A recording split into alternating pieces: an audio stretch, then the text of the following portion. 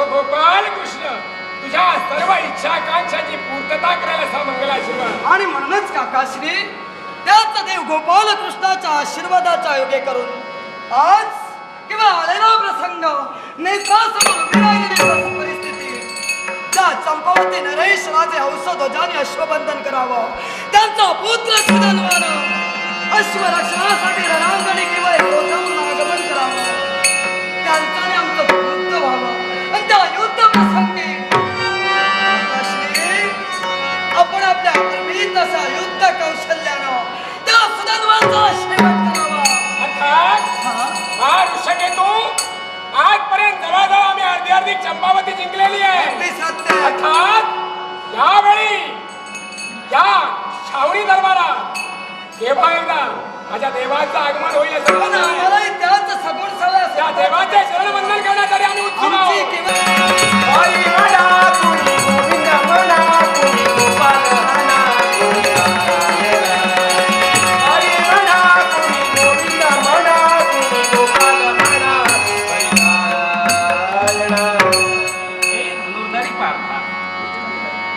तुझ्या दयेचा देव तुझ्या या श्रावणी दरबाराच्या ठिकाणी उपस्थित आहे. हे मुलगी धरा, हे श्याम सुंदरा, हे म्हणतो या श्रावणी दरबारात तुझं स्वागत आहे. देवा आसनस्थ होऊन देवा तुझा सखा हा धनुर्धारी पार्थ, देवा तुझे चरणवंदन करतोय, मला आशीर्वाद असावा. सदैव तुझं कल्याण होईल. त्या कर्णपुत्र ऋषिकेतूचा प्रणामही आपण स्वीकार कीर्तिवंत हो, सदैव तुझं कल्याण असो. अरे पण यावेळी मी काय पाहतोय, यावेळी या श्रावणी दरबाराच्या ठिकाणी आलाय, पण काही थाट काही आगळ्याने वेगळंच बसतंय. देवा वर्षभरीत मुजरे यावेळी पाहतात याला. देवा ही सारी तुझीच कृपा, कारण आजच्या दिनी आम्ही सुधन्वावर विजय मिळवलाय. सुधन्वाचा धीर वेगळा केलाय आणि असं असताना आणि म्हणूनच आम्ही हे पांडवी सर्व आनंदात आहे. तुम्ही घात केला म्हणून यावेळी पांडवे यावेळी हर्षभरीत झाले. याला कारण काय असेल तर विजय संपादन केला असं तुम्हाला म्हणायचं. पार्था, हे ऋषिकेश, तुम्ही यावेळी हर्षभरीत जरी झाला असाल तरी यावेळी फार प्रसंग बिकट आहे. तुझ्या आशीर्वादाच्या आगे करून विजयाची विजयश्री पांडवांच्या तरी देखील देवा पुढे येणारा प्रसंग फार बिकट आहे. जीवनातलं क्षणिक सुख म्हणायला हरकत नाही. देवा बोलता बोलता बोलून गेलास की पुढे प्रसंग बिकट आहे. देवा सांग तुम्ही हर्षभरीत झाला, आनंदमय झालात, पण हा आनंद आहे तो क्षणिक आहे.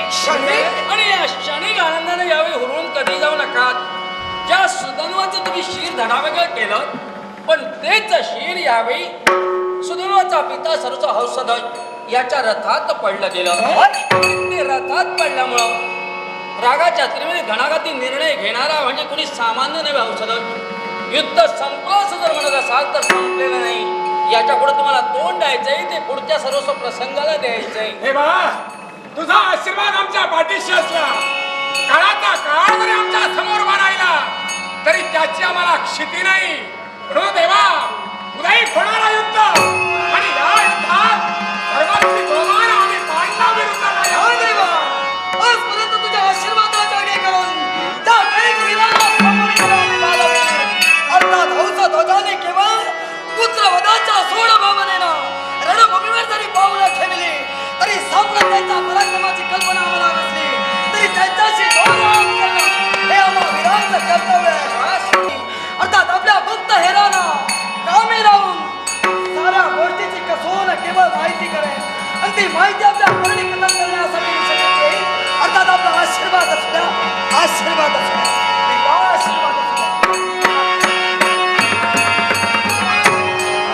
देवा मला ऋषिकेश वायुवेगाने गेलाय, आयुष्याच्या भरात गेलाय. मी सुद्धा जातोय. पण देवा एकच तुला सांगेन, असं काय सांगायचंय? ज्या कौरवांची रणनदी आम्ही पांडवांनी पार केली आहे, त्या रणनदीचे दोन तट म्हणजे द्रोणाचार्य आणि भीष्माचार्य होते. त्या नदीची लाट म्हणजे महारथी कर्ण होता. त्या नदीत वास्तव करणारी महाभयानक सुंदर म्हणजे तो जयेंद्र होता. अर्थात ती रणनदी आम्ही पार केली आहे. तुझ्यासारखा नावाडी होता म्हणूनच तो देवा निघालाय यावेळी सैन्यानिशी त्याला प्रतिकार करण्यासाठी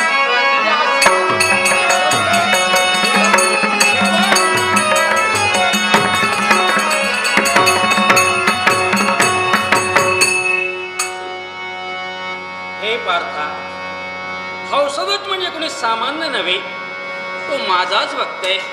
आणि असं असताना त्यानं अशातनं तुमचं अश्वबंधन केलाय का आणि कशाचं हे मलाच ज्ञात आहे. पण यावेळी योग्य वेळ येतोवर मला हे कोणालाही सांगणं योग्य नाही. याच्यासाठी तुमच्या समवेत तुमचा पाठीराखा म्हणून असल्या कारणानं इथं न थांबता रणभूमीवर जाण्याची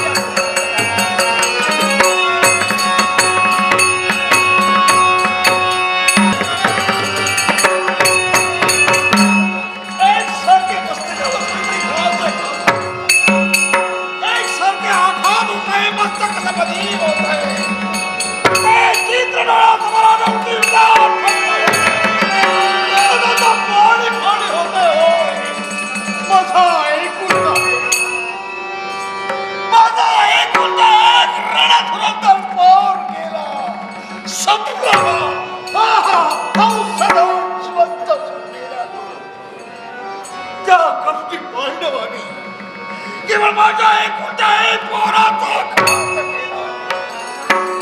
देवा, शब्द व्रतवल्क्याने पुष्कळ केली. एवढंच नव्हे तर देवा नारायण याग 7 वेळा केला. तुला डोळ्या भरून मोहीत ही एक दाच होती.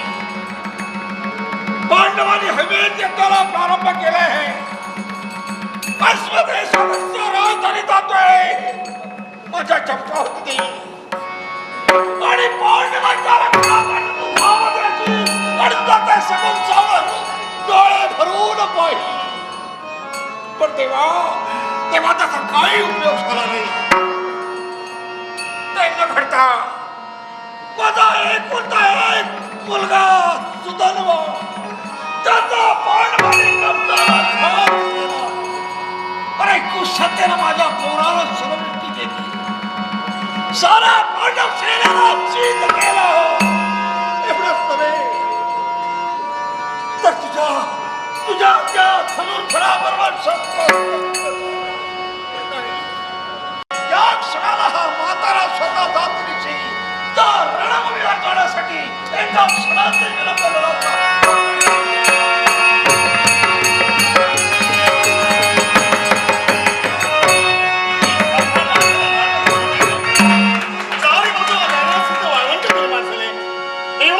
मातुरीचा त्याग केला आणि याच वेळी हो या चंपाच्या साम्राज्याविरुद्ध प्रवेश केला.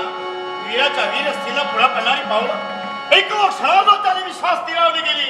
या पितृदेवतेला या सुरताचा शासन कल्याण आश्चर्य एक सरकार विचार करतोय तो तुमच्या जीवनाचा मार्गावर असताना चारी बाजूला पाहिलं अपाशकुनात एक सारखे कहर होत आहे. या साम्राज्यात सारा सर्वस्व वैभव असताना हे नैरा चारी बाजूला नैराश्य आवडतं का निर्माण झालंय? सांगा बाबा, आपण व्यापार केलाय का? मला खंडला तेजा भंगा समाधान केला असेल या तुझ्या बापाचा जर कोणी अपमान केला असता नाही रे बाई म्हटलं असतं. आधी मान खंडला केला तुमचा भाव नाही रडला असता. मला सांगा आपल्या नैनाटे सगळ्या जगात होते. ज्या मातृभूमीवर आपला जन्म झालाय या मातृभूमीकडे निराशेने का पाहतात? मातृग्रही असणारा माझा सुरत प्रेमळ बापाच्या दर्शनासाठी म्हणतो सगळ्या तुमच्या दुःखाचं कारण पाहिजे का मला? दुःखातून बाहेर पडले जाणारे शब्द ओठाच्या पकडीचे म्हणजे अशाच भयान भावना मी सुद्धा स्वतःचा दुर्दैवाला दोष देऊन ढळढळ रडत बसावं का? या प्रश्नाचं उत्तर जर तुमच्याकडे मिळत नसेल तर माझं सारं जीवन व्यर्थ आहे. मग सांगा आपण दुःख काय करता? माझ्या दुःखाचं कारणच म्हणावं. पांडवा पांडवांचा याज्ञिक अश्व या चंद्रावतीत बंधन झाला म्हणजे बंधन केलं तुझ्या वडील बंधुना म्हणजे सुधन्वा महासंग्रामाला सुरुवात आली. पांडवांचा आणि कौरवांचा सेना एकमेकाशी भेटलं आणि केवळ या औषधाच्या सेनेचा सेनानायक म्हणून माझा सुधन्वा अग्रभागी होता. पांडव सेनेची धुडाड उडविली गेली. शस्त्रयुद्ध अस्त्रयुद्ध सप्त प्रतिज्ञा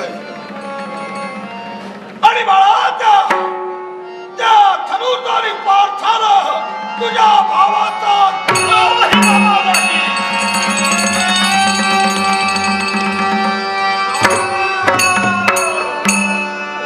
हे मर्मभेदक शब्दात सुरतला कथन केला. हे वास्तवत्र पांडवांचा याज्ञिक अश्व माझ्या श्रेष्ठ बंधूला बंधन केला आणि सैन्यातून कटणारा घेऊन प्रतिस्पर्धी पांडवांचा समोर उभा राहता त्या पार्थवीराला माझ्या भावड्याच्या जीवनाचा सेवक केला. असं जरी असता सैन्य सुद्धा बाळा एकदा केलेली चूक मला पुन्हा करायची नाही. तू किती हट्ट धरलास किती आग्रह केलास तरी काळाच्या जबड्यात उडी टाकून मी सांगणार नाही आणि मी तुला पाठविणार नाही याच्यासाठी आणि मला तर माझ्या रक्ताची शपथ आहे. मेलो तर मेलो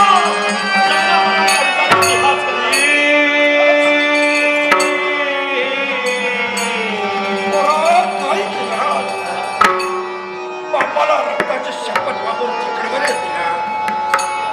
एका बाजूला आड आणि दुसऱ्या बाजूला वीर छातीरी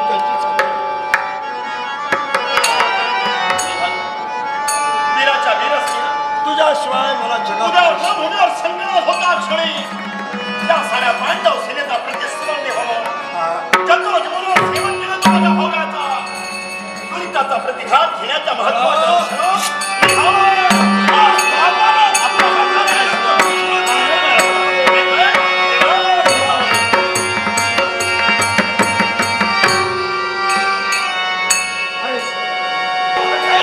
प्रत्यक्ष बाळासाठी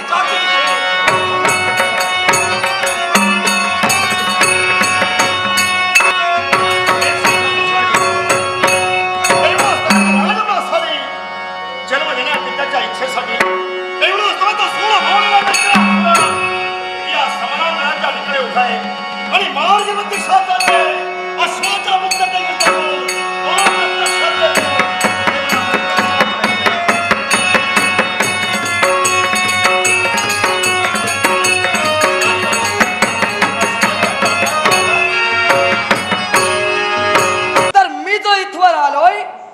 कुठल्या कारणासाठी सांगण्याची गरज नाही.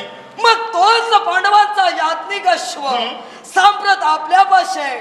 मग तो अश्व सुपूर्त करून या धर्म कार्यात पांडवांना सहकार्य करा. पांडवांना धर्म कार्य करावं ही गोपाळ कृष्णाची इच्छा आणि त्यानुसार या पृथ्वी दिग्विजयासाठी म्हणून क्षामकर्ण अश्व सोडले आणि अश्वाचं बंधन जो वीर करे ज्याच्या अंगी पराक्रम असतील असं शौर्यशाली वीराला बंधन करावं नापेक्षा दाती त्राण घेऊन शरण यावं. अगदी सत्य. पत्रिकेचा मथितार्थ माझ्या भाऊला वाचला.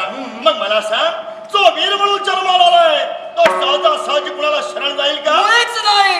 पण तुम्ही हातभार लावाल असं बोलला म्हणून सांगितलं. पण जर का वीराच्या जातीनं आपण अश्वबंधन केला असाल आपल्या बंधूचे पराक्रम आम्ही पाहिले पण आपण एक योद्धा म्हणून आमच्या समोर उभे राहिल्यानंतर त्यावेळी आपल्या शस्त्र मिळवू त्याच वेळी आपला पराक्रम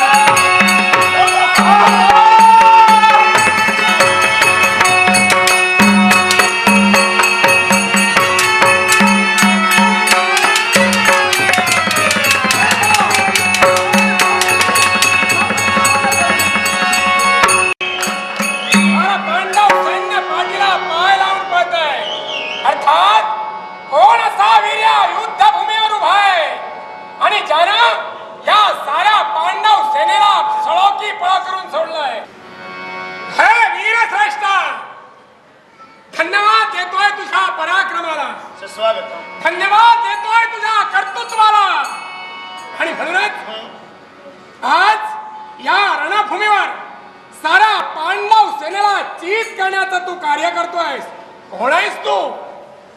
या चंपावती नगरीत वास्तव्य करणारे राजराज स्वराज हंसध्वज त्यांचा द्वितीय पुत्र सुरत म्हणतात मला. हे सुरत, आणि या रणांगणाच्या ठिकाणी मी मध्यभागी उभा असताना आमच्या वीरश्रीला, आमच्या पराक्रमाला प्रोत्साहन देणारी व्यक्ती पाहिलं, ऐकून माहिती, ज्याचे हात गुडघ्यापर्यंत लांब आहे, अजाण भाऊ धनुधारी पार्थवीर.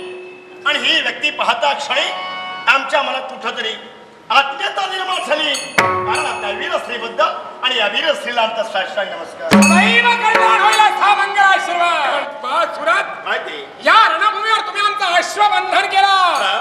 तुम्ही आमच्या पांडव कार्यात अडथळा आणतात असं नाही तुम्हाला वाटत? एक लक्षात ठेवा, या दोष आमचा नव्हे, या दोष तुमचा कदा असू शकेल आहे असं म्हणत नाही मी. कारण अश्वत्थ मस्तकी रेखाटलेली पत्रिका जो कोणी शौर्य शक्तीवीर असेल, या वीरानं अश्वत्थ बंधन करावं नापेक्षा दाती प्राण घेऊन पांडवांना शरण यावं. असा कोण वीर आहे तो शरण जाणार आहे का? हे बा सुरत, या पत्रिकेत आम्ही वीरत्वाला दूषण दिलेलं आहे. पण ऐक बाळ, याच्या पूर्वी त्रेतायुगात सुद्धा प्रभू रामचंद्रानं अश्वमेध यज्ञ केला होता. बरोबर. त्या अश्वमेध यज्ञाच्या अश्वाच्या मस्तकी लिहिलेली पत्रिका या पत्रिकेशी मिळती जुळती होती. श्री गणेशाय नमः. अयोध्येचा राजा राम हा कुठल्याही शत्रूचा पराभव करण्यास समर्थ आहे, ज्याला इंद्रादी देवता सुद्धा घाबरतात. जो कोणी बलशाली असेल त्याला अश्वबंधन करावा, नपेक्षा दंड घ्यावा, नपेक्षा जीवाच्या भीतीनं घनघोर अरण्यात पळून जावं. आणि म्हणूनच पिढ्यानपिढ्या चालत आलेली ही संस्कृती याच्या पुढे आम्ही तशी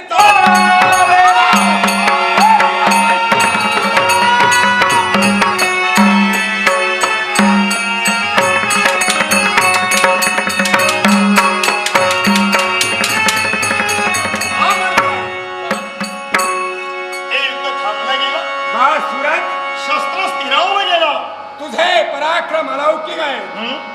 अर्थात या पराक्रमाबद्दल मी तुला धन्यवाद देतोय. पण हे शस्त्रयुद्ध सुरू आहे. शस्त्रयुद्धात तुझ्या बलाची तुलना मी करू शकत नाही. म्हणून ऐक, यावेळी मंत्र सामर्थ्यानं जे अस्त्रयुद्ध खेळलं जातं त्या अस्त्रयुद्धाचा प्रकार आज मी तुझ्या समोर प्रस्ताव ठेवतोय. बोल. अस्त्रयुद्ध? अर्थात अस्त्रयुद्ध करण्यापेक्षा मी प्रतिज्ञा युद्धाला आव्हान देतोय. आणि प्रतिज्ञा युद्धाला आव्हान दिला करायला तू प्रतिज्ञा करावी आणि मी मोडावी.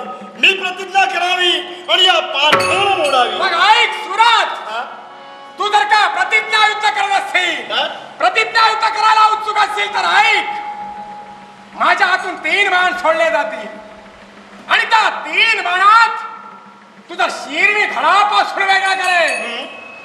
आणि जर का तसं घडलं नसेल पार्थ त्या प्रतिज्ञेला प्रमाण ठेवतोय की मी अग्निकाष्ट भक्षण करेन. स्वागत. घनघोर प्रतिज्ञा आणि घनघोर प्रतिज्ञा एकदा क्षणी आमच्या मनात कुठे अत्यानंद झालाय.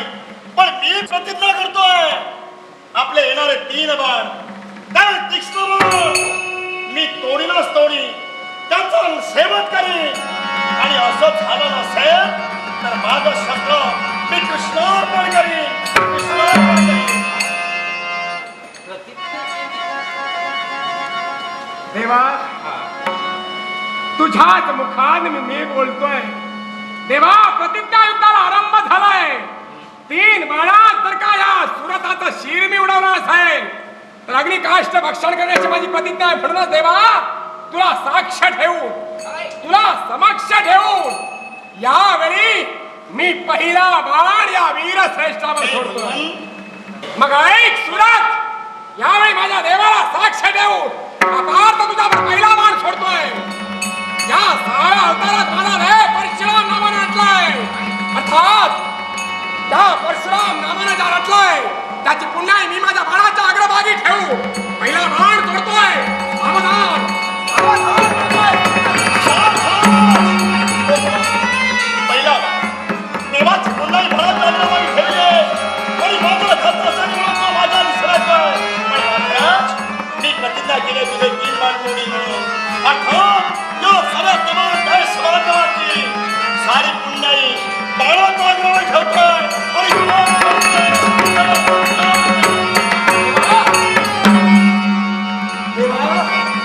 देवा काय हा चमत्कार 6व्या अवताराची पुण्य पुण्याई बाणाच्या अग्रभागाने ठेवली देवा अपयश तो बाण तोडला गेला याला देवा कारण का म्हणजे हा यावेळी 6व्या अवताराची म्हणजे पुण्याची यावेळी बाणाच्या अग्रभागी ठेवली बाण सोडण्यासाठी तयार झाला त्याचं शतन त्यानं केलं त्यालाही दशांतराचं कारण आहे माझ्या 6व्या अवताराची पुण्य ठेवलं म्हणजे माझा अवतार म्हणजे परशुराम अवतार पण तो परशुराम अवतार असून सुद्धा 6व्या अवतारात माझ्या अजून पाप घडलं काय आणि ते पाप कोणतं असेल तर मी देव असून सुद्धा पितृवचनासाठी आईचा शिरच्छेद केला म्हणजे मातृहत्येचं पाप आडवं आलं त्याची पुन्हा या बाणावर ठेवतोय सावध हो म्हणतोय सावध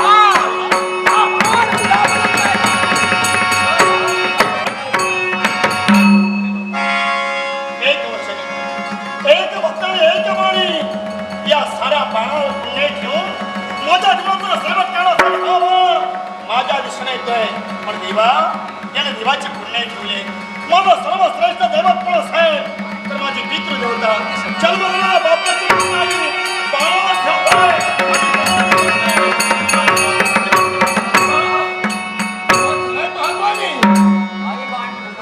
हा सुद्धा बाण कुठला याला याचं कारण काय 7वा अवतार म्हणजे सर्वस्व प्रभू रामचंद्र अयोध्येच्या पुण्यमय क्षेत्रात माझा जन्म झाला एक वस्ती एक पत्नी एक बाणी असून सुद्धा माझ्यापासून पाप घडलंय आणि ते पाप कोणतं असेल तर देव असून सुद्धा एक बाणी एक पत्नी असून सुद्धा